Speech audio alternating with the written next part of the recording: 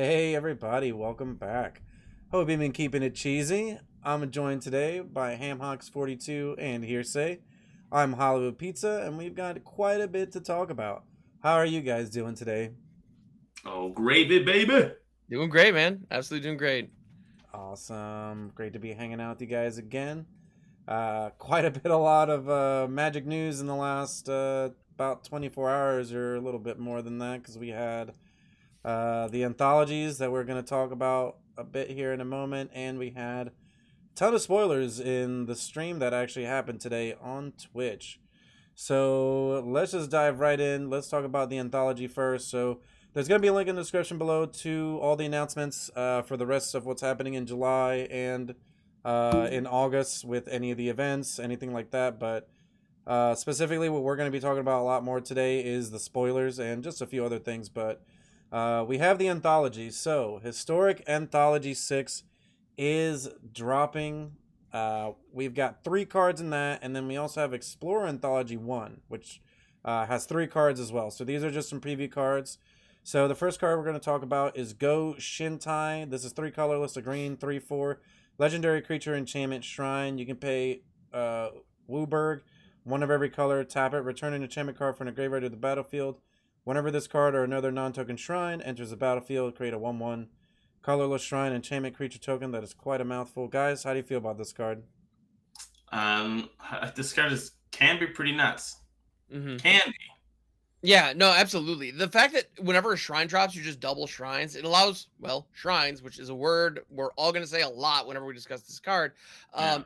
It's definitely just the shrine card. If you're playing with shrines, it just takes your shrines and makes them all twice as powerful. So Mhm. that's pretty fantastic. I think this is a bone primarily to historic brawl players. Like I can imagine this is going to be like because that's one thing that like a 5-color shrine commander. If you wanted to play with shrines, people were playing with like generically good 5-color cards like Kenrith or Mm. and yeah or Golos. Well actually was Golos banned in historic brawl? I don't even remember. Anyway, or no, it's not. It It's was banned in commander. unbanned. It was It was unbanned in left. Historic Brawl. Yep. Yep. Yeah, but in any event, with Goshintai of Life's Origin, it's just the Shrine Commander. That's clearly why it was designed, what it's all about, and it does that. And I've played, in Commander pods with Goshintai of Life's Origin, and just like any other Shrine deck, if it gets a chance to pop off, it's going to pop off and Oh, dominate the it's entire going to table. pop off if Yeah, it just does. give it a second to breathe. Mhm. It just does its thing. Yeah. So this is one of those things like if people try to make this work in historic, like in 60 card historic, I have a feeling it's just going to be eating a lot of removal. Yeah, Yeah, go it shoot just that gives last you order and a lot start of eating a removal, and ton of like removal. especially in Commander, like they use Omniscience Hmm. because it just says return an enchantment. It doesn't say shrine. It just says return an enchantment from your graveyard to the battlefield. So if you have your Omniscience in the graveyard, you play Wooburg. You don't pay 10 mana. You pay 5. Yep. That's And you pretty get to crazy. cast Yeah. everything in your hand and potentially combo off with some more cards in your deck. Yeah. Um, so yeah, Go Shintai, pretty cool card. Got some combo potential and maybe kind of just like some fun jank potential as well overall. Next card on the list is actually one that a lot of people were kind of clamoring for. A card that I'm actually really happy to finally It's see the on Pizza Arena. Goyf. It is the PizzaBox. We got Tarmagoyf. For most of you that don't know, if you've never seen this card, it's a colorless and a green for Hurlgoyf. Whenever, or excuse me, Pargoyf's, whoa. Tarmogoyf's power is equal to the number of card types among cards in all graveyards, and its toughness equal to that number plus 1. So essentially, this card counts your graveyard and your opponent's graveyard. On top of that, uh, it kind of just keeps getting bigger as the game progresses. So, like, the main format that this card gets played now is modern. You go like fetch land, thought seize, and then take another card. So, like, if you take a creature, an instant, a planeswalker, essentially you put 3 cards into the graveyard. Then you go Tarmogoyf on turn 2, and now you have a card that can't be bolted. It's a 3/4. And if you end up putting more cards in the graveyard, artifacts, like a bauble, you get Mm. planeswalkers in there, your tribal spells like a Tarfire maybe. Like there's a lot of different cards that power up this card, and like let's say modern. In historic, it's a little bit different where you don't necessarily have just the fetch lands. You have Fable Passage, which is fine. It's a decent card. But Yeah. that also means that your Tarmagoyf might just be growing slower because you don't have that explosive turn of like turn 1, fetch, Thoughtseize, take another card. Right? Where it automatically, and then if you bobble on top of that, man, Goyf's already like a 4/5 on turn 2, and then Burn can't really get through it, and a lot of even like beatdown decks are just in general are going to have a hard time getting through that. Essentially, like a big wall effect there, but in historic, I don't know if it's gonna I really don't. be Yeah. that impactful, right? I feel you on that. So I have two feelings about this card. So one feeling is with Tarmagoyf coming to historic, I really feel this is the gateway of them bringing fetch lands. Mm. So you Because think that they was might actually bring fetch lands in the future? I think they Anthology? might bring fetch lands because usually like you have Tarmogoyf, you have fetch lands. That's the whole that was the whole purpose of when Tarmogoyf came out for you to fetch land. Um, but now here's the thing, man. Historic has some of the craziest removal. That this is just a creature. This is just a creature. It does Magic is so advanced, like not that it's not has been advanced, but look at the Cards are a last lot more like powerful now. they're so much more powerful. Like one card does so much. Like let's look at Go Shintai and compare this to Tarmogoyf. Two more mana is gonna get you a 3/4. It's gonna get you shrines. It does like look that card does so much at 4 mana. This is just a creature at 2. It's just a creature. I don't think, like especially in historic, like there's Fatal Push, there's friggin' Eliminate, there's Blood Chief's Thirst. Yeah. Blood Chief Thirst, there's what's the 1 mana exile? There's an exile creature for 1 mana now too. Like Yeah, it's a white card. I forget what it's. The March of Otherworldly Light, is that the one? Or is there? No, there's it like really it like exiles no, it, and then they get to look for a card that costs less. So if they have no 1-drops in their deck, you just get to exile Goyf for free. Fragment of Or Reality, I think is that one. maybe Yeah. it's not less. I think it's a random card, right? A random creature Yeah. into play. I can't remember. So, like there's just so much removal for it's just a creature. Yeah. Like back in the day when this card was out, you're like, holy fuck, I got to deal with the 3/4, or I got to deal with the 4/5 for 2 mana. Or 5/6, or if Yeah. it even gets bigger than that, it's like out of control, Possible, right? yeah. Like, Yeah, but like now it's like this. It's just a creature. It's just a creature now, and if you just removal or block it, like you're good. You're golden. Yeah, I think a lot of people are going to be crafting this card with memories of Modern, or even folks like myself who haven't played much Modern, have just heard legends of Goyf. It's just one of those cards that everybody talks about. Well, it's such as a having been nostalgia just so card. good. That's Yeah. it's such a it was so good in nostalgic standard. I think Sure. like I don't think it could be understated at all. Like this was the first quote unquote $50 card in standard at the time. This was a card that bonkers. the first week everyone was like, "Oh, that card sucks." It's good in Canadian Threshold. It's good. It's just another Nimble Mongoose. Like it's not bad, right? It could be pretty big. Maybe you'll get it up to like a 4/5. Yeah, And like I remember playing this card and and like I told you earlier tonight was this in Jund. This card was pretty nuts. Oh But yeah, was in like, Jund, this card was that was like insane. 6-7 years ago. Yeah, that was Yeah. like about 7 years ago when that deck was dominating. And I mean, Magic's so, Jund is kind of like a deck, I guess, but Yeah, but it's not totally doing a the different things deck like now it than was. it used to be. Yeah, Right. it's like Ragavanes Yeah. and other stuff. Like I mean, Jund you used still to play attack your Goyf. hand and kill everything, and now Jund is like a value train. Yeah, you still play Goyf because it's good on rate, but it's not like the end all be all card. It's like a $20 card now too, which is crazy. Where like it went from. I remember when even the first Modern Masters came out, it was like $100, and then when Modern Masters came out, it went up to $200. I mean, it's kind of just been falling ever since it's been reprinted like the last 3 or 4 years, right? We'd always pair Pretty Goyf crazy. with my favorite card, and Ob Nixilis. That's true. That's true, yeah. That's very true. You could do that. Yeah. Can make That could Bob be come interesting. out pretty big. But no, I think, Pete, I think you hit the nail on the head. It doesn't have the support pieces that really make it impactful. Yeah. And so I think a lot of people are going to be casting out 2-3 Tarmogoyfs and being very sad. I Yeah. think you're going to see a lot of that in historic shortly after this anthology drops. not every deck plays all the card types. In Modern, Mhm. you really And let's almost be have honest to here, rely on that, right? Like Goyf artifacts, isn't beating Gear Hall enchantments. Opus. Yeah, you're gonna have It a hard doesn't. time against that. Yeah. I mean, You're Very gonna true. have a rough time. yeah, and I mean the thing too. One more thing before we get to the next card. It everyone plays Graveyard Hate. Yeah. Mhm. It's not how it used to be. Where like and even then, sometimes you kind of didn't even want to bring it in because you'd rather just try to kill the card outright with one of your removal spells. I guess I don't know because sometimes your Graveyard Hate wasn't even good against anything else. But Mhm. nowadays, I mean, everyone plays Graveyard Hate. Like Mizzix Mastery, I think is what it's called, right? Like that's a card. Yeah. Like Reanimation's a thing. Like there's all kinds of Cat Oven. There's all Gear kinds Hall. of different Gearhulk. There's all kinds of different graveyard strategies, and honestly, a card like Tarmagoyf is so fair that it getting like the extra kind of like hit from that really could end up like affecting it really hard. Yeah. No, if you jump through all the hoops to make Tarmogoyf effective, Fable Passage, Faithless Looting, all that jazz, and throw it down, and your opponent hits you with a go blank. Like even then, it's nice still one, bro. Like Yeah. yeah, it It's feels pretty just- bad.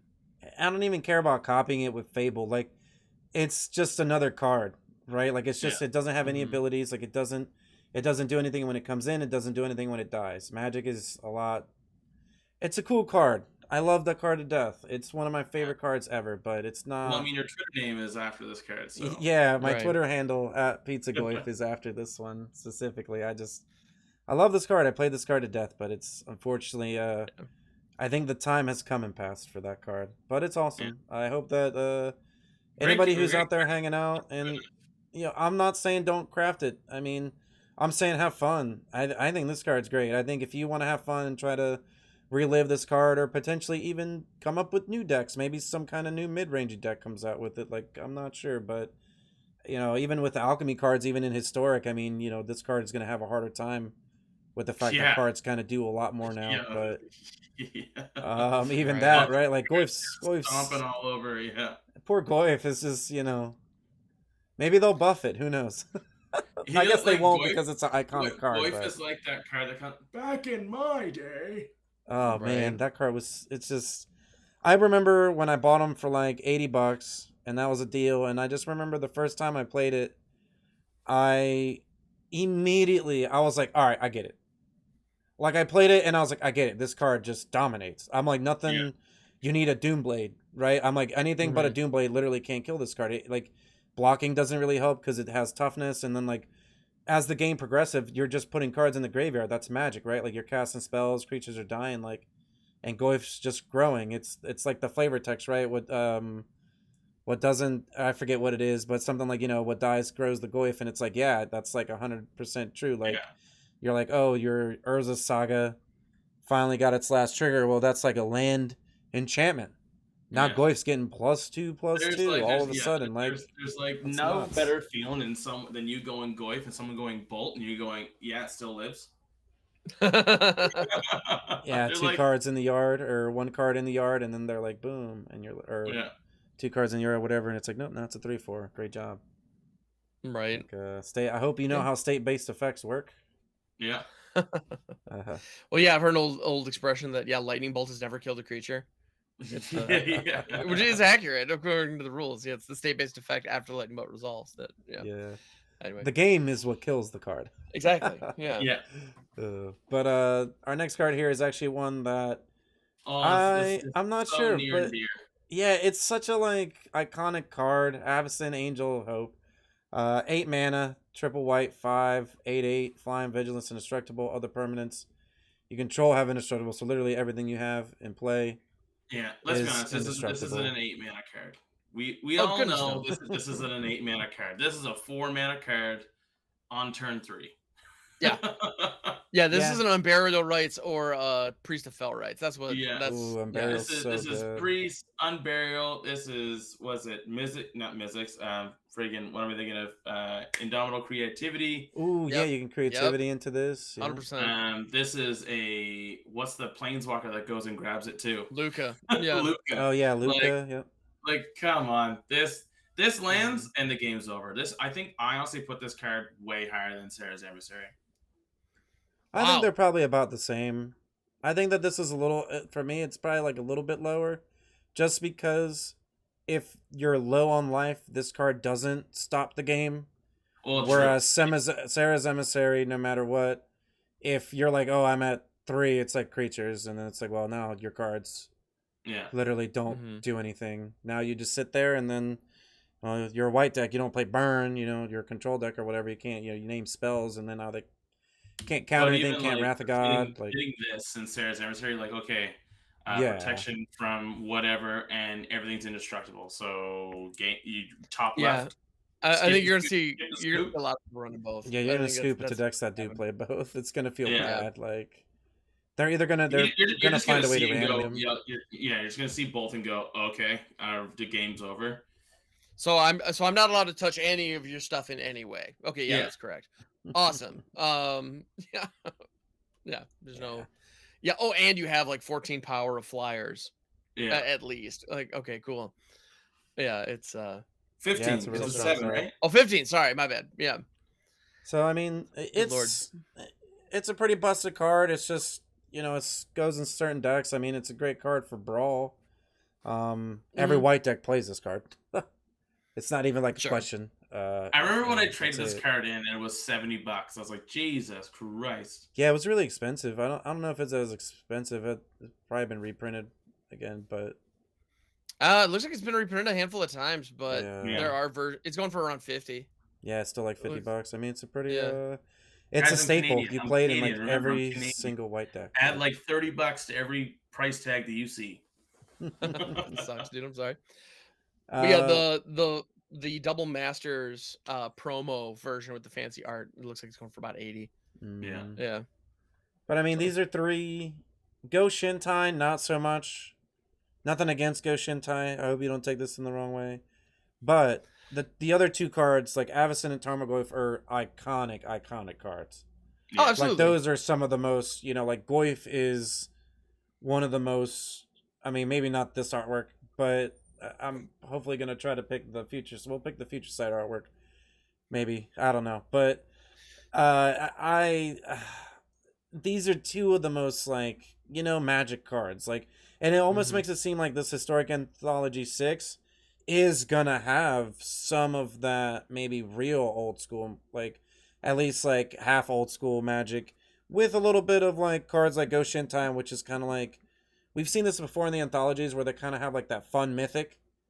They have like a fun mythic, a really good mythic, and then like a few other good cards, and it's kind of crazy actually to. I don't know if these are the only mythics that are going to be in there, and then there's probably going to be maybe like some other usually what the decent anthologies rares. usually give us like 12 to 15 cards, right? Something like that. Oh, it's gonna be 20 Yeah, this it's time 20. around. Yeah. 20, Okay. yeah. So yeah, there's going to be some pretty powerful cards, I think, in there. Yeah. Well, quick ruling question. Okay. With Avacyn Note, if you take off all the counters off of your Planeswalker, does it still die? Yeah, because it doesn't have any. I believe it does. It's similar to a toughness Yeah, reduction. similar. Yeah, it's just a 0/0 or whatever, pretty much. Yeah. It needs loyalty to stay out. It's a cool thought, though. Yeah. Yeah.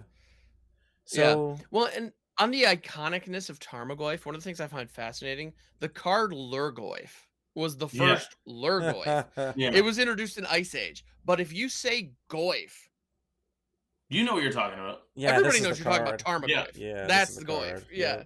Yep. Anyway, I find that fascinating. Yeah. I used to I play get a kick out of that. Magnivore. Magnivore is another Lurgoyf or however you say Yeah, it. there are a handful of Lurgoyfs throughout the. There's throughout the game. there's a handful. There's even like the zombie one too. Yep. Yeah, Those fun cards are stuff. sweet.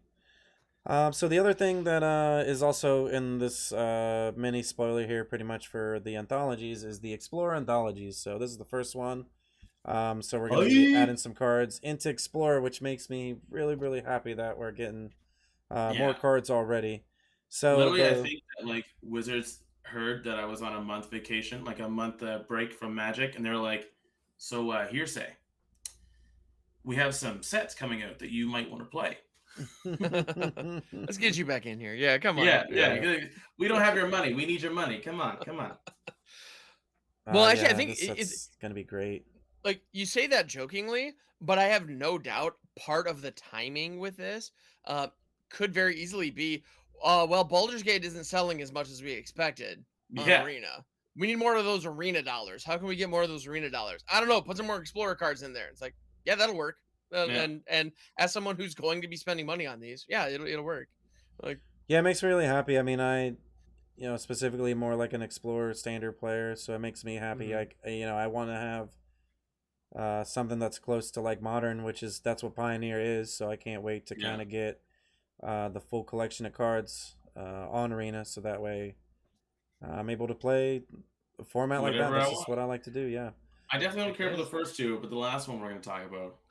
Oh yeah. So the first card that we got for you here is actually one that's it's a really good uncommon that kind of fits into a prowess or kind of like a bogle, like a It's a targeting your own feather card card. It's type a deck. feather card. Yes. Yeah, pretty much like a feather card. Yep. So it's 1 white, 1/2 favorite hoplite, human soldier, heroic. So heroic's an ability from Theros, original Theros block. Whenever you cast a spell that targets this card, put a counter on it, +1/+1. Prevent all damage that would be dealt to it this turn. I remember this card being really, really powerful in the Azorius heroic deck that existed in standard at this time. And I think it's pretty good. I mean, it definitely fills in some holes for some of these other decks like the Feather. Maybe we'll see Monastery Swiftspear, so we'll have like a prowess type deck. Mhm. Not really sure, but this isn't necessarily like a crazy card by any mean. It's just like it's a really good uncommon that adds a lot more like meat to a deck that potentially needed it, right? Like Yeah. you have to remember in these anthologies, like this one specifically, right? Because the historic anthology, I mean, there's already a ton of cards, tons of decks that exist in historic. But in Explorer, we're essentially filling it up with cards until it becomes Pioneer, which is still the real format. But a card like this, what it's really doing is it's making sure that some of the other archetypes that exist in Pioneer can actually come to Arena. Because a lot of the times, even as crazy as it sounds, some of these uncommons are still that powerful that if you're kind of just playing a replacement for it that isn't necessarily doing the same thing or something as powerful, then that deck is definitely not going to be that good. Because a lot of the time you're only really trying to hit your rares, and if you're not hitting like your specific card, then you're kind of just losing compared to maybe like another deck like Rakdos, which has been missing some pieces, but at the same time Rakdos is still one of the better decks in the format. Yeah, just give me Nissa's devotion, and I'll be happy. I'll be a happy camper. Yeah. So favorite Or hoplite, I gotta Oath of Nissa. Sorry. Oath of Nissa, Oath of yeah, yeah, Nissa. yeah. Yeah, Othinus. One thing that I find fascinating about like favorite hoplite doesn't read particularly impressive. I mean, the preventing damage to it in your turn, being able to basically just attack with it every freaking turn, or be able to block with something that's effectively quasi indestructible is pretty powerful. If you have instant speed spells, I get that, but if I'm looking at a Boggles type situation, I have access now to Illuminator Virtuoso. I have access to Storm Chaser Drake. I mean, we even have freaking Light Paws if we're going the enchantment route. So I'm very interested to see, like, does favorite hoplite really have a place? Now, one thing I was looking I think like yeah. I think it yeah, I does. don't think it fits the Azorius like enchantment style I shell, think which is it's what I definitely first thought of. it's gonna have a place, and I think it's gonna have a great place in Boros Mhm. because there's one spell that the hoplite fucking loves, and it's Reckless Rage. It's a 1 Yeah. mana, deal 1 damage to you, deal 4 damage to something else. Like that is cool. Put a counter on this, and now it's a 2/3. And you Prevent the all damage I'm doing damage. to it, and then I kill your thing, coming in swinging. Yeah. Well, and you mentioned Feather. If you have Feather on the board, you then Yeah. get Reckless Rage back in your hand. You can do that again next turn. And the Yeah. Hoplite's going to be even bigger. So, yeah, that's pretty freaking dope. I can definitely appreciate that. So, I don't know. It'll be interesting to see. Yeah, I'll be very interested to see if a Feather style deck, whether Feather's in it or not. Like, I know the current Boros Feather's aggro goes to really good, but it Pioneer. needs some pieces, and this is one of the pieces that's gonna make it that much. Yeah, and I better. think Yeah, the it's other gonna one make is it a lot Monastery better. Swiftspear. Yep. I think Pizza. I think you're right. I think the Swiftspear I just think is Swiftspear is important necessary too. too because Mhm. not to kind of go off for a second, but I think Swiftspear is necessary because the red deck could use it like a lot of different decks that that's what we're hoping in this anthology is that a lot of the cards that we're gonna get kind of make us like 3 or 4 other decks now. So now the format's even better, where we're up to like 10 or 15 playable decks, right? And then now we are like in that modern type scenario that I like, where it's like, well, you can pretty much play whatever you want. Like, what do you like to play? All right, just try to optimize the deck and then get really good at playing it, and then now you can have success, right? Like, it's not that's what Magic should be. Magic should be what you want to play, how you want to play, Yeah. and And you what can can get you better get at that. comfortable with? What do you use? What's your play style? How comfortable can you get with it? And now know the meta, and now get good with it. Yeah. No, so I'm hopeful that we see. I mean, we still have 17 cards that are going to be coming with this anthology that we haven't seen yet. I hope Swift Spear is one of them. I think that would be fantastic. And favorite Hoplite is kind of teasing that might be the case because they fit into the same deck. So Yeah. yeah. All right, so yeah, Hoplite, just a really good uncommon. Like I said, it's a card that doesn't seem like it's that crazy, but it's still a necessary card for the decks that really want that type of effect. Our next card here, we actually have a card that a lot of people are excited about. We're starting to get to the really, really exciting cards. So, Supreme Verdict, a colorless 2 white and a blue sorcery, destroy all creatures, it can't be countered. I have played a ton against this card in all the formats that you can probably see it in. Yeah, I mean, not much else to say. It's Wrath of God, but it's Explorer. It can't be countered. Your creatures can be regenerated, but it can't be You have to countered. play 2 colors. So Yeah, you got to Yeah, you play, def. blue white no matter what in the deck. Yep. yeah. Yeah, so I think Azori's control decks are going to absolutely love this. I can see tempo style strategies getting dunked on pretty hard by this because they want to have creatures on board and then counter whatever you're doing.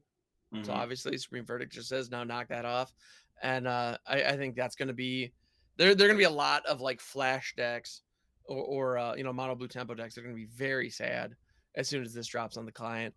But otherwise, I have a feeling we are going to see Azori's control become a little bit more popular. I don't know about you, but I don't see it as often on the Explorer ladder as I have in the past. I see it every Um, once in a while, but it's I still don't know. around, like Yeah. Yeah. yeah, but I think it's going to become a little bit more popular now that Supreme Verdict is here because it But is a valuable tool, Mm-hmm.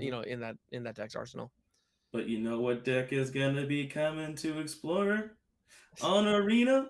Mono Black Devotion. Let's go, baby. Yeah, let's do it. So yeah, we got Kalidas as well. Kalidas, Trader of Get. Our last card that we're going to talk about here. 2 colorless, 2 black for a 3/4. It's a Vampire Warrior lifelink. If a non-token creature an opponent controls would die, instead exile that card, create a 2/2 black zombie creature token. 2 colorless black, sacrifice another vampire or zombie. Put 2 counters on this card. So essentially, I think that this is the card that makes Rakdos like easily the best deck. Yeah. I think that we're missing the 2 best decks. I think in Pioneer, or the most played decks, are like Rakdos and Mono Green, I believe. I know Mono Green is the most played, but I think Rakdos is second.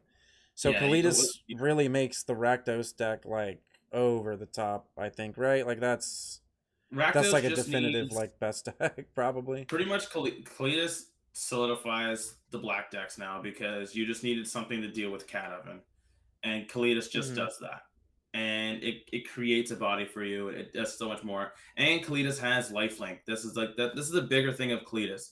It is a 3/4 with lifelink that gets 2 bigger by putting in your mana later in the game, whatever. What Rakdos needs on our arena client, it needs Dreadbore.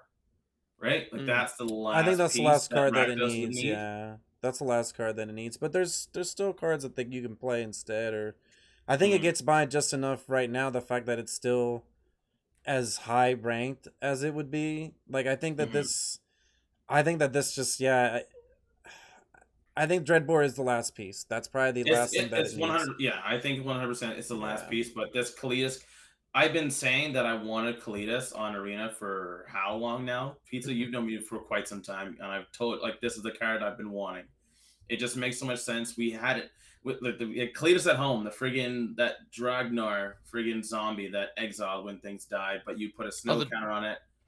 Yeah, the Draugr Necromancer. Yeah, Yeah, Dragon Draugr, yeah. Necromancer. Yeah. Like that was the Kalidas at home, but you can never really do anything with it because you're not really running snow mana to be able to cast those spells. But this just exiling creatures and you getting a 2/2 out of the deal is sweet. This card was a staple in standard. Like this card was nuts. Like it was just really powerful. Like it was so good against a lot of different matchups because it exiled cards. Like It exiling makes everything. its Like own board. it messed with Dredge, it messed with Sacrifice, it messed with friggin' Reanimator. It was just like Kalidas was a house. It was a house.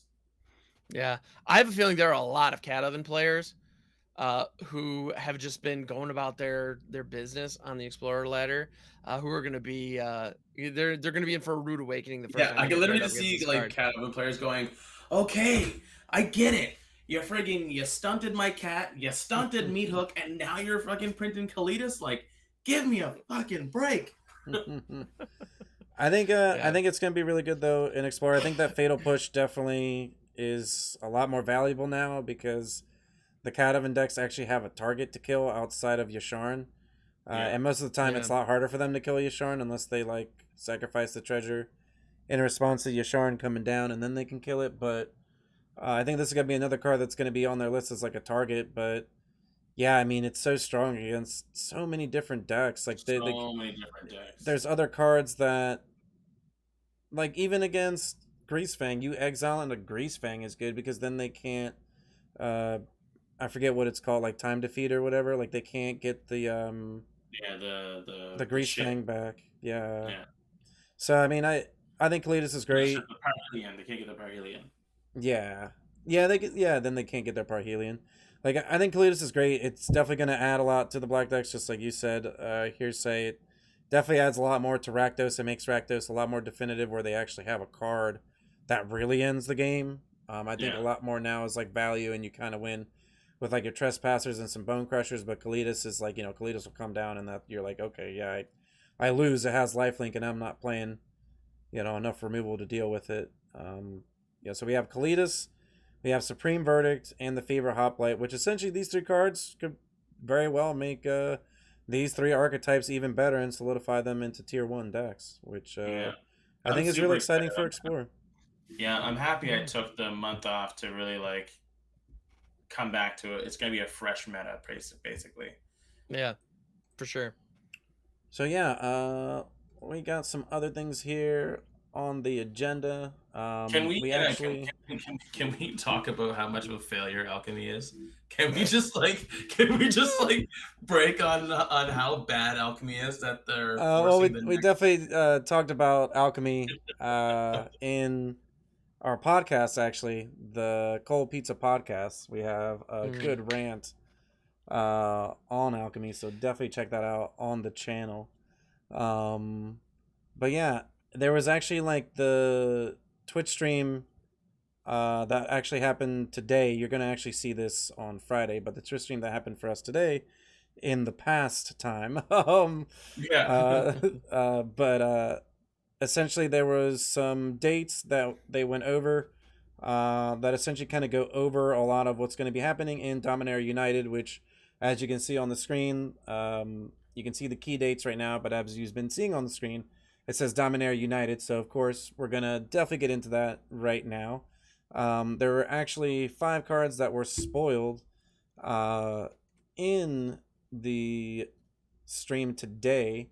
The first one that actually got spoiled was the box topper, I believe it was. It's called Lanimore Loam Speaker. It's a colorless and a green for a 1/3 elf druid. You can tap it to add 1 mana of any color, and then you can tap it to make a target land a 3/3 elemental creature with haste.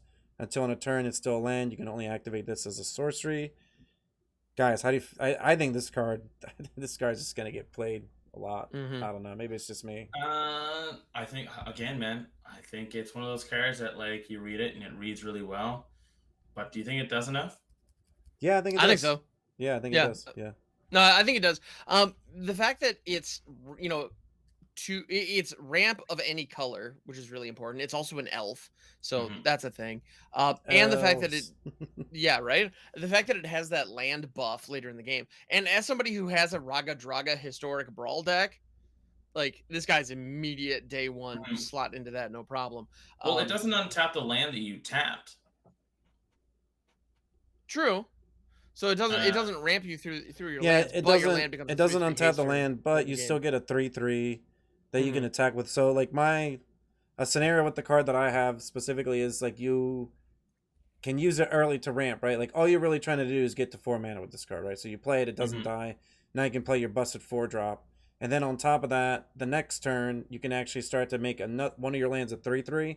Still get to cast some spells with your extra mana, and then your whatever 4-drop you had, if that survived, then you're getting in with that too. If it died on their turn, then your opponent's probably tapped out. Then you're getting in for damage. And then on top of that, you're getting to cast more spells. Like I think there's some value to the card for sure. Yeah, as much as there's definitely value to it, and as much as I like this card, I still kind of wish that we had Paradise Druid, because Paradise Druid was like one of those things where it protects itself, right? It has hexproof until you tap it.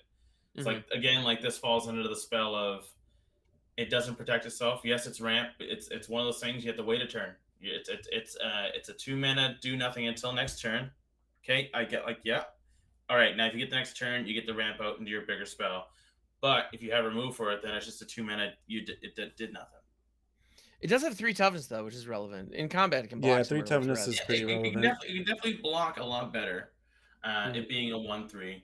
I don't know. I definitely feel like this card is. I'm not gonna say the card's not good. The card is good, 100%.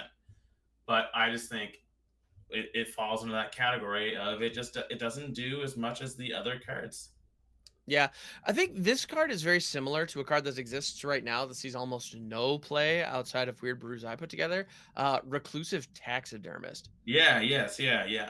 It was the 1/2 that taps for 1 mana of any color, and it buffs up into a 4/4 if you have, I think it's like 5 creatures in your graveyard or something like that. Maybe 7. Some of that, yeah. It has a stipulation. I just feel like that's really restrictive. Like I really I think this card's really good, and I expect to see it get played a lot. I just think like it's better in the late game than most of the cards that get printed like that. I just feel like you getting to use your access lands as 3/3s is pretty decent. It is kind of like mini Nissa in like a way, right? Where like it can ramp you, and then later it still gives you like a pretty decent sized threat. And on top of that, like it almost gets better like in multiples if you do start. Like it gives you flood protection to a certain degree. It ramps you. It has the toughness. It's only a 2-drop, so I mean, if your opponents are really wasting a removal spell on this, you literally don't care because you're just like, all right, cool, you killed my 1/3. Yeah, but right. Like, I'm still gonna get to cast my good cards. Like even animating a land later, then you open up your land to die. Sure. True. But you're probably still fine with that, right? Like I'd much rather kill someone's land than a 1/3 that's coming at me. Like whatever, okay, cool. Because eventually, like these, and a lot of these like ramp decks that like ramp into whatever, they're gonna ramp into having no cards in their hand eventually, and then they're gonna fall back into, okay, I make a 3/3. Like, okay, I kill your 3/3. Now you're down your lands, and you still have, like, I'm just getting taxed by 1. It's fine. Yeah, but they're gonna run out of cards eventually, right? Like you know, they're not gonna kill every one of your lands. Like the main problem I see though, or the main thing I see what you're saying is, yeah, you're gonna have a lot less resources. You're gonna have a lot less lands. I don't know. I just feel like most of the decks are probably gonna play this, and you don't really care. Yeah, you're gonna ramp to your big thing, and then you're still just gonna get the utility out of it later. And I don't know. I think it's solid. At the end of the day, like I think the key here is not to build a deck around it, but if you have a deck that wants to be ramping early, it gives you the ramp early that you need, and it gives you something to do with like Pete, like you're saying, gives you something to do with your excess land lying around later. Yeah, sure. I'm just how I see it is like what deck would you see it in that's already running something that already ramps you, like Tangle for Hedron. That's already a 2 mana ramp. I'd rather play this than Tangle Florahedron, because Tangle Florahedron does nothing later. At least this can potentially give you a good attacker, right? Like there's 100%. Yeah. Like I think it's the best. I think that we're looking at it as maybe like the card itself, but I think for what it's doing, it's like the best 2-drop ramper. And there are some 2-drop rampers out there, like Innkeeper. Innkeeper's fine. What makes this card at 2 mana ramper really good is that it's for any color. That's right. That's meaningful, yeah. That's literally like in my mind. That's literally it. It's an any mana color. That's sweet. Oh yeah, you can do a lot of 3-color shenanigans if you have a 2 mana ramper that can do any color. Yeah, a lot of this. This is gonna fix Naya a lot. This can fix Jund. Yeah, things like that. But that's pretty much where I put it at. if I would give this card out of a 10, I'd say like it's a solid 6 or 7. Yeah, I I'm okay expect with that. I expect to see it get played. Like I Yeah. really do. When I saw it, I was like, yeah, that's a really good mana creature. It adds any color and it actually does something later. Well, and in standard, I mean, Titan Ministry is still around. People still want to ramp. Yeah. You know. So yeah, I mean, no. Titan do be stopping. Titan do be Titan be stomping. stomping. You You can know just it. like turn your lands and stuff, and then copy that with I don't know Kiki Jiki or something. I don't even know, but Yeah. there's stuff like I don't know. I think it's gonna get played. I think it it does the role that there's cards that exist now a little bit better, and I think that that's kind of like what you want in like a mana creature. You want to have something early, and you want to have something later, but. Lanimore Loam Speaker, definitely be on the lookout for it. The next card here that was spoiled, I wasn't like that crazy about this card. It's called Evolved Sleeper. So we have 1 black, 1/1 human. You can pay a black. This card becomes a human cleric, base power toughness 2/2, black colorless. This card now becomes a cleric as well. Or if this card is a cleric, put a death touch counter on it, and it becomes a Phyrexian human. Cleric with base power toughness 3/3. 2 black and a colorless. If this card is a Phyrexian, put a counter on it. Then you draw a card and you lose a life. So it's a card that it's good at any point in the game, right? It's great early. It's really good later in the game because you get to draw some cards. That's always good. Mhm. It's a death touch, so essentially no matter how big the card is, it scales because it's going to kill whatever it's blocking or attacking into. The only thing is that essentially you're spending 7 mana to get a 4/4 that draws you a card and you lose a life. Now, for me, that doesn't really sound that great. Other actually good scenarios with this card would be you play this card, you play your 2-drop, and on turn 3, you actually spend 3 mana into it. Now it's a 3/3, and then the next turn you can already start making it a 4/4 and drawing some cards. Or I mean, later in the game you just draw it and you spend like 4 or 5 mana on it. Now it's like a 3/3, and then you got 6 mana laying around. End step, I guess I'll just take a couple points of damage, make this a 5/5, and potentially just start attacking with that. Now that the game's kind of grinding out a little bit. At the same time, these are all like, me talking about the good sides of the card. The bad sides of the card is that I don't know. It doesn't draw a card. It doesn't have hexproof. It's not trample, haste. It doesn't have like. It doesn't There's no protect itself. immediate impact. You have to spend mana right.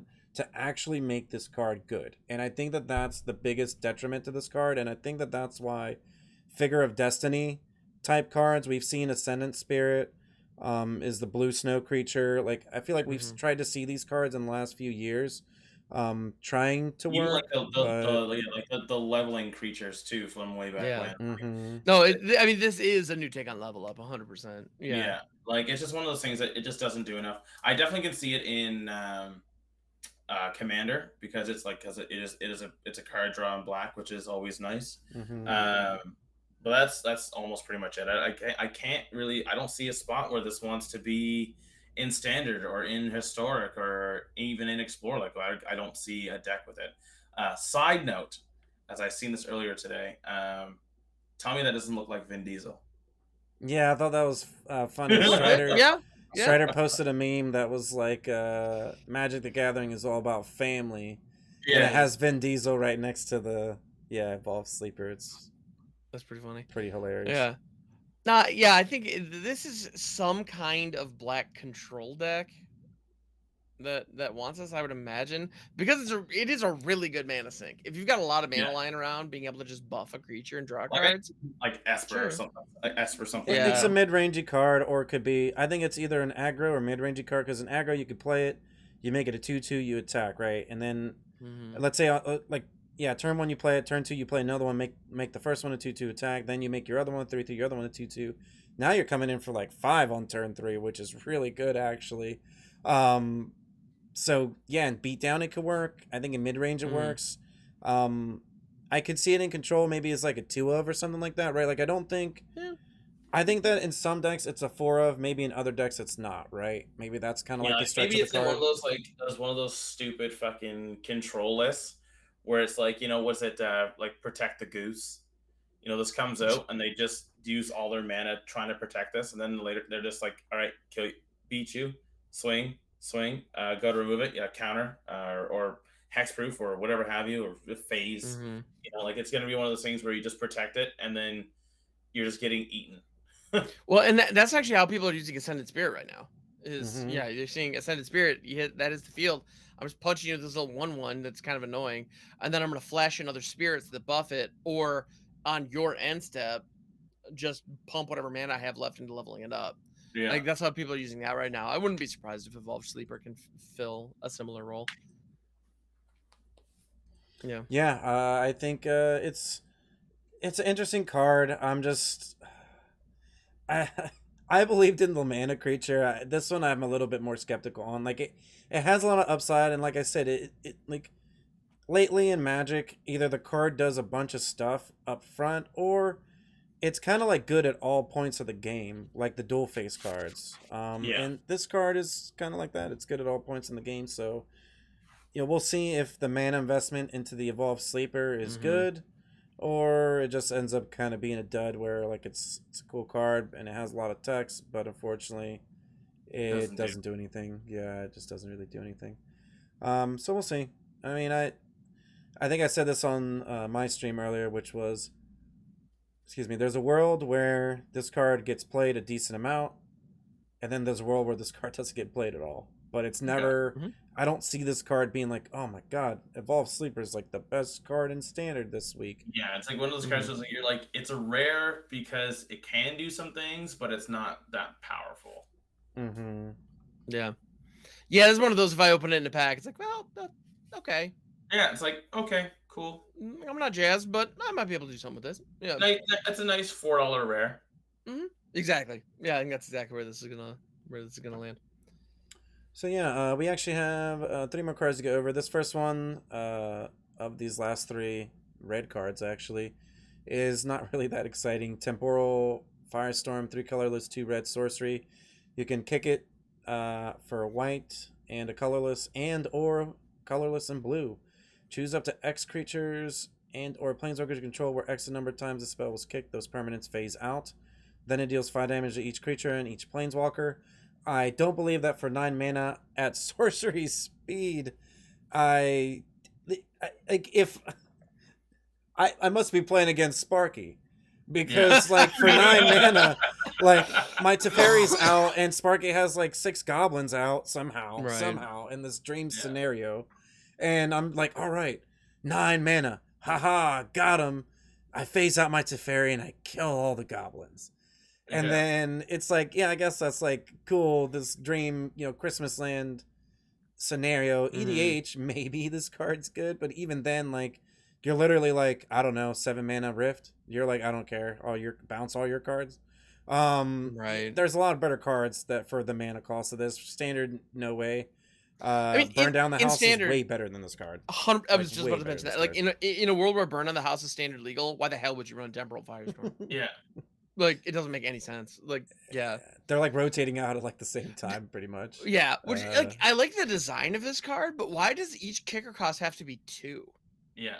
Like, these kicker costs could have been 1. It's just basically just add a color, and then you get to phase something out. Can you do, if you just pay 5, can you do one or the other?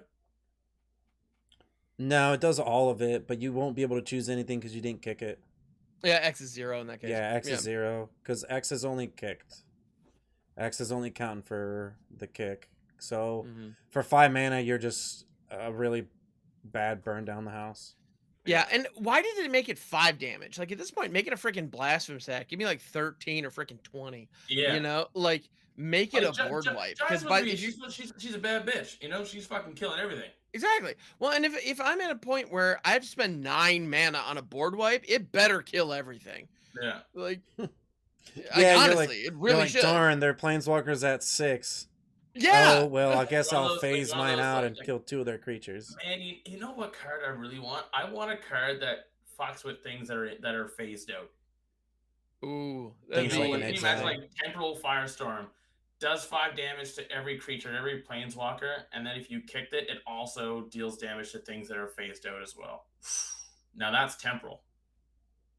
I mean, Yeah, flavorfully, the name it's of this fair, card, yeah. the art's cool, but then you read the card, and then let's move on. So our next Yeah. card that we actually have on the list is one that I'm ridiculously excited about. We got Jaya, Fiery Negotiator, 2 colorless, 2 red, 4 loyalty, legendary planeswalker Jaya. +1, create a 1/1 monk creature token with prowess.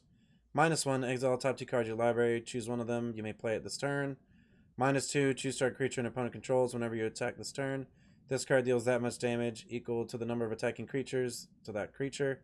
-8, you get an emblem with whenever you cast a red instant sorcery, copy it twice. You can choose new targets for the copy. So essentially, like, a lot of time we're not trying to base a planeswalker off the ultimate, because the ultimate, if you get to it, you're probably going to win the game. But I think that the first 3 abilities are actually really, really solid on this card. The +1 essentially gives you a creature that prowess is no joke. I mean, it can attack well. These It's a good chump blocker. New players going to learn how disruptive prowess is. Yes. Oh yeah. Yeah, it doesn't look too impressive on its face, but it's very. Oh yeah, very Swiss Spear is always going to be good. Smack you. Yeah, this is pretty much churning out some Swiss Spears. Mhm. The -1 for the drawn, essentially, you're card selecting off the top 2 cards, right? You're exiling your top 2, and you get to choose one of them. If it's land or spell, you can play it. Obviously, a spell you still have to pay the mana. I think that's still really good. Like, it's down ticking, but at the same time, like, it's only a -1 and it comes in with 4. So if you kind of like, the first turn, you're probably just going to make the monk, and then after that you can probably draw like 2-3 cards and maybe make a couple more creatures, something like that. And then if you've already had some creatures on the battlefield, you can minus on this and then kill one of your opponent's creatures. Like, to me, this card just reads like an aggressive red card.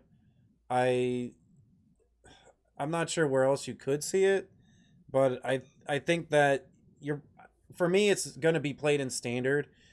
In Explorer, it might be a little bit of a reach, because I know Chandra is still a better card than this, but at the same time, like, they're 2 different cards for 2 different strategies. I don't know, because right? Chandra is like your card advantage, like ping damage.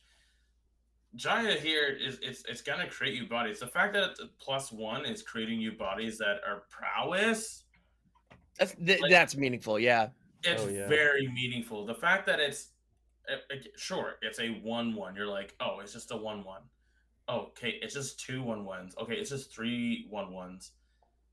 You start casting spells, and then it's a 2/2. It's a 3/3. It's a 4/4. It's a 5/5, and you're just like, what the hell? Especially like a spell slinger kind of deck where Feather. like, this is the Feather Planeswalker. What if this is it? Ooh, actually, yeah, that could work. What if this is it, right? Feather. This is also, I see this going in fucking Phoenix, guys. I was about to say, is it is where you can see it in Is It somewhere. This is gonna go in Phoenix. This is basically says, now you have to deal with my Phoenixes, my Sprite Dragon, my Storm friggin' Bird. What the fuck that fucking jackass card's called? Storming Entity. Yeah, Yep. man, like, and that card has prowess, right? So it's like, now you have to deal with these 1/1s that also have prowess, and this card is nuts. Yeah, I think this card's strong. Like, as soon as I saw it, I was like, okay, well, I felt, okay about the mana creature. I felt decent about, the black creature. And now it's like, wow, like, I read this and I was like, yeah, this is the card. Like, it definitely, like I said on stream, which was, it gives me Wandering Emperor vibes, but it's obviously not as strong as Wandering Emperor. Right? Like, this card isn't necessarily going to dominate, but I think they're 2 different cards, because yeah, 2 completely different cards. Yeah, you can compare them, but I mean, I'd also put Jaya higher than Wandering Emperor, because what does Wandering Emperor do? It makes it 2/2 vigilant that can bump something up and give it first strike or remove something. Jaya is creating a blocker and or a pretty sweet attacker, card advantage, and also removal. Yeah. The only difference is Emperor does have flash. That's the only. I think that's the deal breaker for me. Is instant speed, and I think you're right. I think, like, Wandering Emperor has a little bit more flexibility, I guess, in the decks that you might want to play it in. Jaya just feels like so. It just feels so aggressive. It's just like, I make a really crazy card. Like, I'm literally making a Swiss Spear. Yeah. Like, +1, get a Swiss Spear, right? And then, top 2 cards, getting one out of your top 2 seems pretty good too. Where like, you know, what if your top one's a land and you're like, oh crap, now I don't really get anything good. It's like, well, now you get to look at 2 cards where you have a higher chance of actually hitting a spell, no matter what, right? Like, it's just Well, you're right. It is like everything you want because it gives you threats, it gives you card advantage, and it has the potential to be removal. Yeah. yeah. Like, and the ultimate, like, yeah, you ultimate, and if you have any burn spells or If you ultimate know. this card, you win the game. Like I was talking to you earlier, like I said, imagine this in an Opus kind of deck where you just kind of okay, now I get 3 Opuses. This is GG, right? 'Cause I yeah, get it's to just draw- win on the goes. spot. Yeah. I literally get to draw friggin' 6 cards. Was it right? It's draw 2 cards, right? Draw 2 Yeah, cards. so make you a draw 4/4. 6, make 3 4/4s, tap 4 things, and deal 12 damage. Yeah. Well, and we can talk about how ultimates are like almost unattainable, but Jaya has something really important going for her in that her +1 is protecting her. Yeah. And We've seen that a couple of times. Time Like and that, time again, a planeswalker that doesn't protect itself is not a good planeswalker. true, but like when we look at Wanderer, it's a down tick that creates the Yeah, it's a samurai. down tick. Yeah. Yep. Where so Jaya, you're upticking to create the token. Like the Yeah. last card that we saw, or that I can remember, like off the top of my head, that did that was Vivian Monsters Advocate for Mycoria, and that was a card that when it hit, like you cannot remove it in combat. Yeah. Now, and granted, it was, it's producing 3/3 reach tokens. That's a bit different, but like it was reach, trample, and Or Or vigilance. vigilance. Yeah. Yeah, your choice. Yep. So like, Yeah. we haven't really seen a lot of planeswalkers that its plus is protecting it. It's giving you a creature. It's usually every one is a minus because like look at Sorin. Sorin's a -2. Wander's a -2. Kaido's a -1. Yep. Lolta's a minus. All these planeswalkers. I think even like Tavish is a minus, right? Or no, I think Tavish might be Tavish is a -2 because his plus is sacrifice 2 creatures get to drop. But like all these planeswalkers, it's always a minus to protect it, and then that's gonna dwindle down its loyalty, which is more easy to burn. This goes from 4 to 5, and it creates a blocker for it. Yeah, no, I think that's a big deal. Yeah, So, this card's right. I I see a think lot it's of pretty arguments for kind of like why it's not as good, but I feel like Well, a I lot of know- arguments are it's not as good as Time will Chandra, tell. but Time will tell. that doesn't right? mean Time will anything. Like, just because it's not as good as Chandra, like, they're just, you know, we just try to compare it to Wonder Emperor. These are literally all different cards doing different things that actually do Right. different things in different matchups. Yeah. So, you know, the same, you know, you're not going to jam Chandra in your red deck. A lot of those red decks don't play Chandra, right? They're like 3 or less mana. But I can actually see trying to play 4 mana for this, right? Like, this may be a little bit more realistic. That was actually going to be another point. Like red planeswalkers are a tough sell just already. Like they always will be. I mean, like Zerial, Archduke of Avernus from Adventures in the Forgotten Realms is a great example. Like it's a 3 mana planeswalker that really buffs your team and really encourages you to be attacking, creates devil tokens. Like it does all the things you want in an aggressive deck, but it's a 3 mana thing that's not a creature. Yeah. So you don't play it. It doesn't see play. It's a tap out, do nothing. Yeah. It's So a tap out, do yeah, so But it never Jaya saw is better any than meaningful that. play. But Jaya is better than that. I you will know. give you that. But but I would still be surprised if we see Jaya in like a mono red aggro kind of setting. I don't think that's going to happen. I think we're looking at like be in a spell slinger situations. Yeah. Yeah. I still think mono red. I don't know. For me, I think this is my curve topper. Like it's like it has like Torburn feels where like you play it and like it's gonna keep drawing you cards, and then your prowess creatures, like you still have cards in your deck that are like burn spells, and you also have like Kumanos, which is like a non-creature. So like I think that in that deck it's like a 2 of. In the deck you guys are talking about, it is more like a 4 of. I think those are the decks where you gotta have this card down, right? Like that's where you really want it. Well, I suppose in the red aggressive deck, you might be playing Jaya for that -2. Yeah. You know, if you've already got 3 or 4 creatures on board, your opponent has like 2 pesky blockers. Yeah. Drop a Jaya down tick. You're trying to get card advantage, which red has a hard time to jam. Like Yeah. I can appreciate that. Yeah. Because then you basically get a nasty burn spell to get rid of a blocker that draws you a card next turn.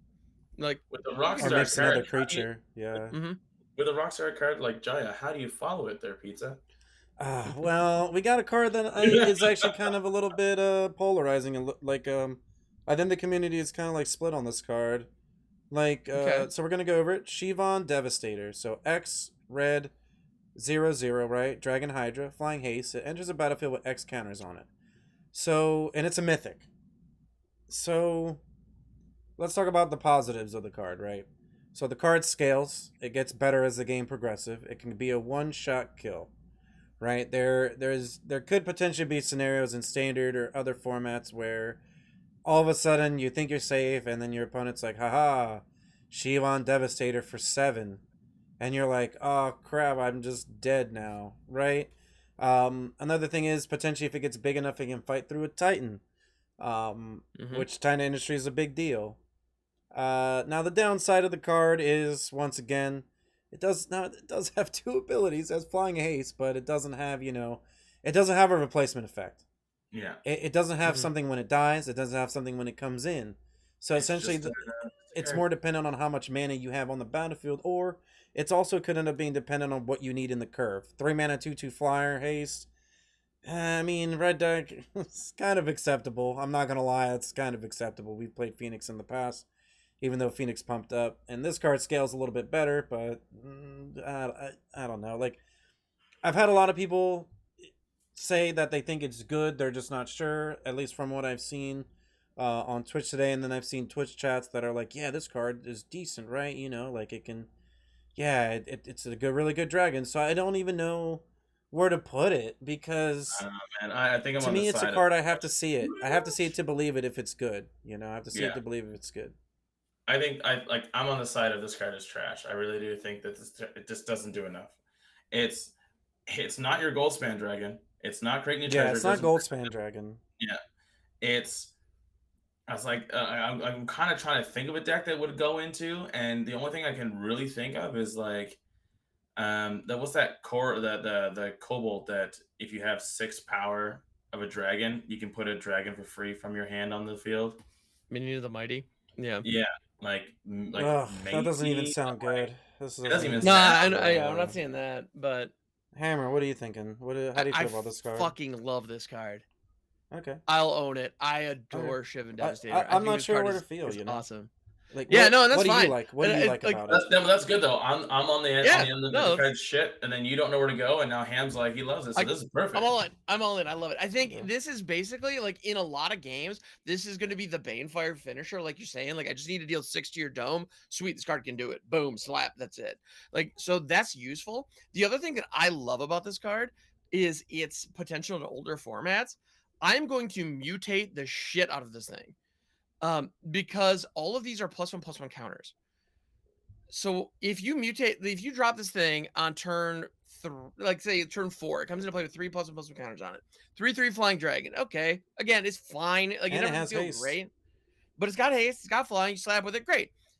Turn 5, I'm gonna mutate a Snapdax on top of it.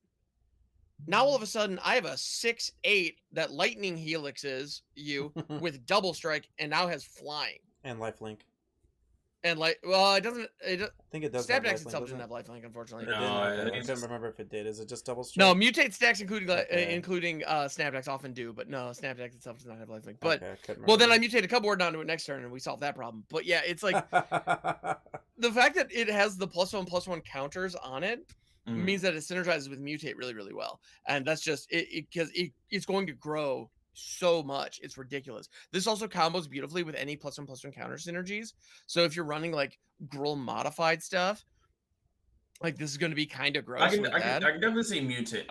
I'll give you on the mutate thing because Okay. there's what's the green one that destroys an enchantment or artifact that comes Oh, in? Gem Razor. Yes. Gem Razor, so it has trample, now has flying and haste to get your counters and blah blah blah blah. Oh, Whatever have you.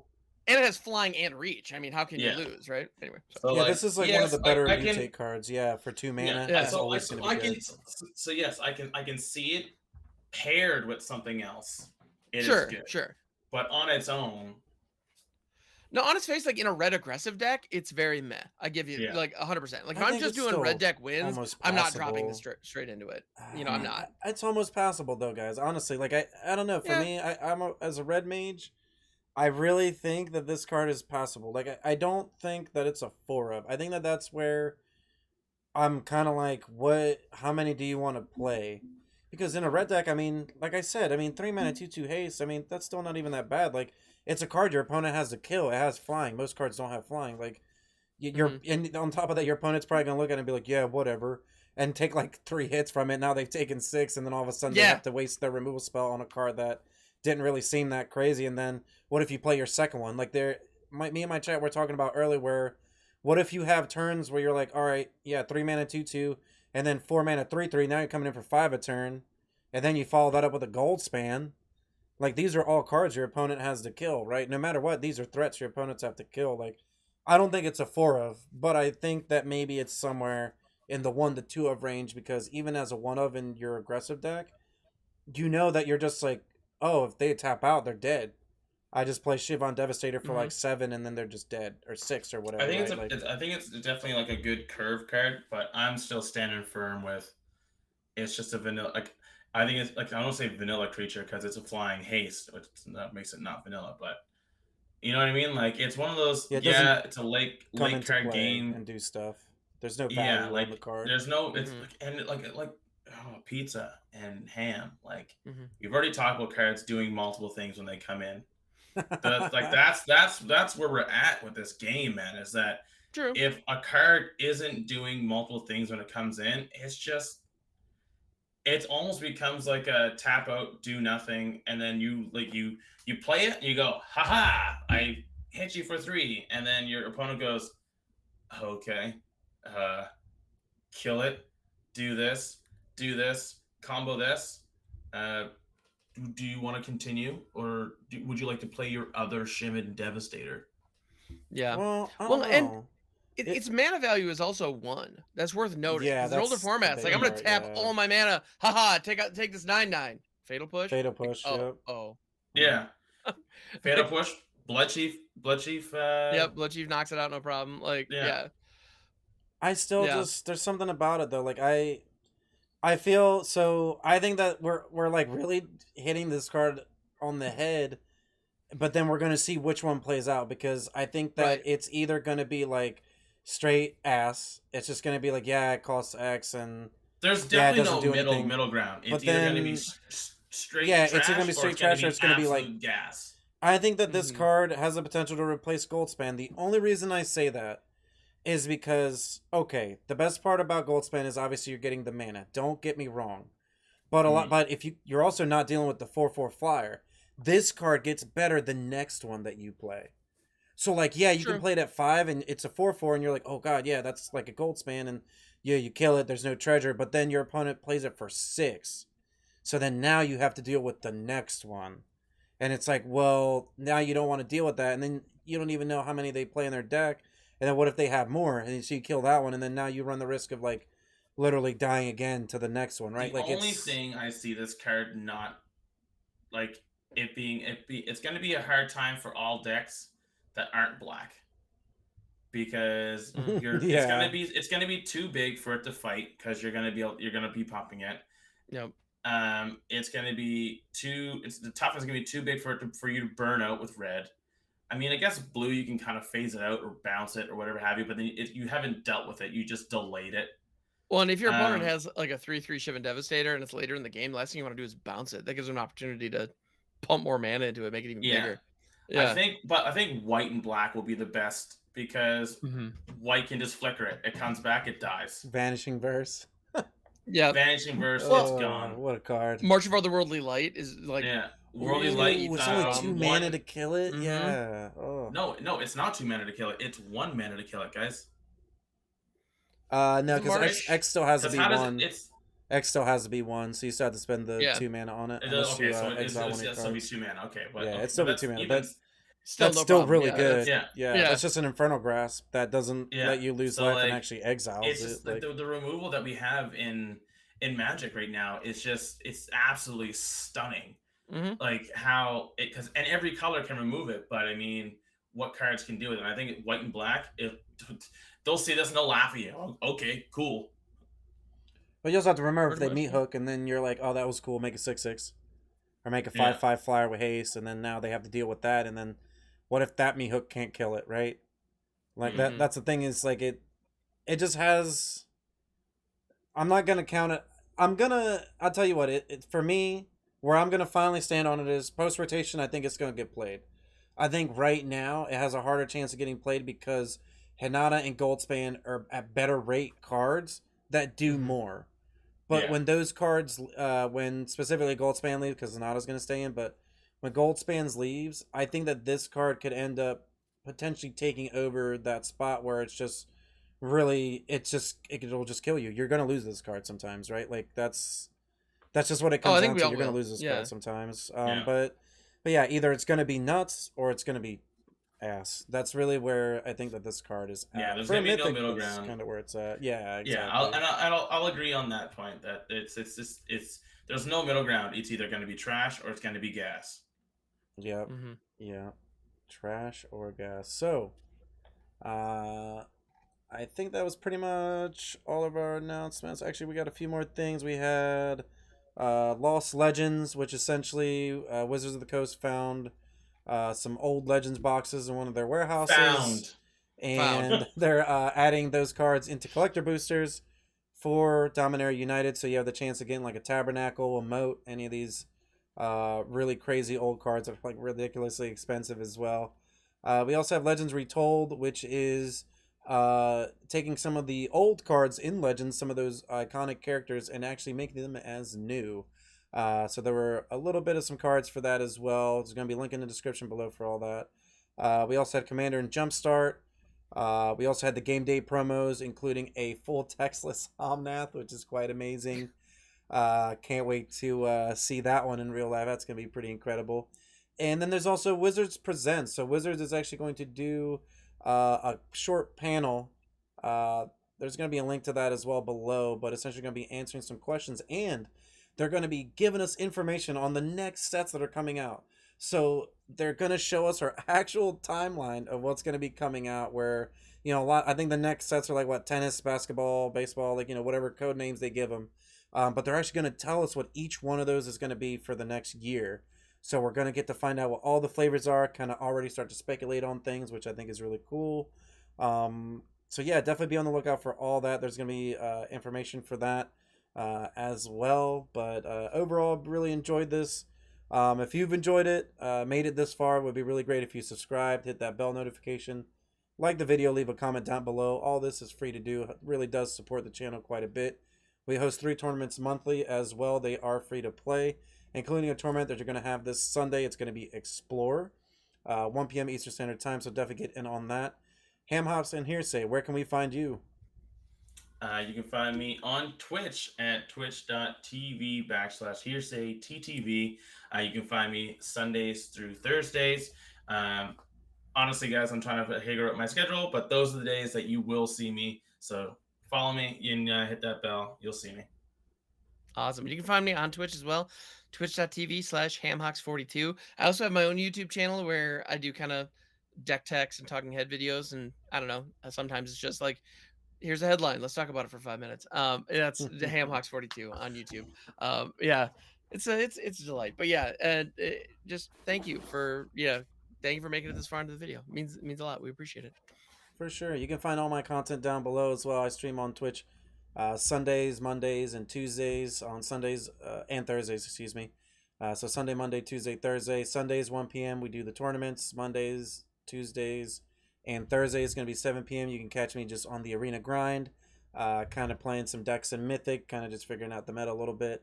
You can find my YouTube here on this channel. And that's pretty much about it. Definitely check out all the links below. All the information, so much news that came out. I mean, all that we did was go over the cards. There's just so much to sift through here. It's kind of like crazy. But and there's more coming. There's gonna be more coming. Yeah, The anthologies are coming out next week. Just lots of awesome stuff. So definitely be on the lookout for that. We appreciate you, and I hope that you stay cheesy. We'll see you next time.